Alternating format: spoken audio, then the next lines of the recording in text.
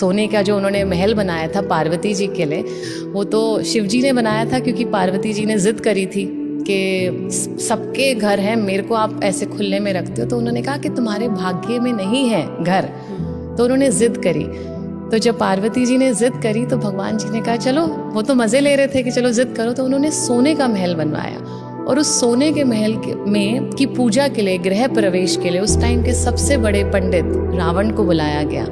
तो रावण ने जब उस वहाँ की कहते हैं ना वास्तु पूजा और पूरे गृह प्रवेश की पूजा करी, तो उनको वो सोने का महल इतना पसंद आ गया, तो उन्होंने दक्षिणा में बोला कि मुझे महल चाहिए। और शिव जी मुस्कुरा दिए, तुम्हें मैंने कहा था तुम्हारे भाग्य में नहीं है। तो वो उसको सोने के महल को उठा के लंका लेके गए, तो वो सोने की लंका बनी। और पार्वती जी ने को बहुत गुस्सा आया, तो उन्होंने उस टाइम बोला था कि मैं इसको जला दूंगी। तो कहते हैं कि हनुमान जी की पूंछ में पार्वती जी का वास है।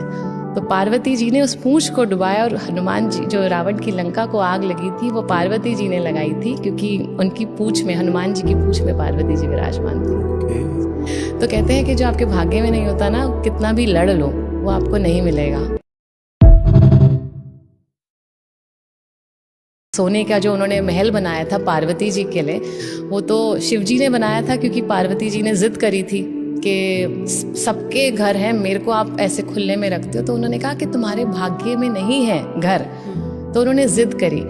तो जब पार्वती जी ने जिद करी तो भगवान जी ने कहा चलो, वो तो मज़े ले रहे थे कि चलो जिद करो, तो उन्होंने सोने का महल बनवाया। और उस सोने के महल में की पूजा के लिए, गृह प्रवेश के लिए, उस टाइम के सबसे बड़े पंडित रावण को बुलाया गया।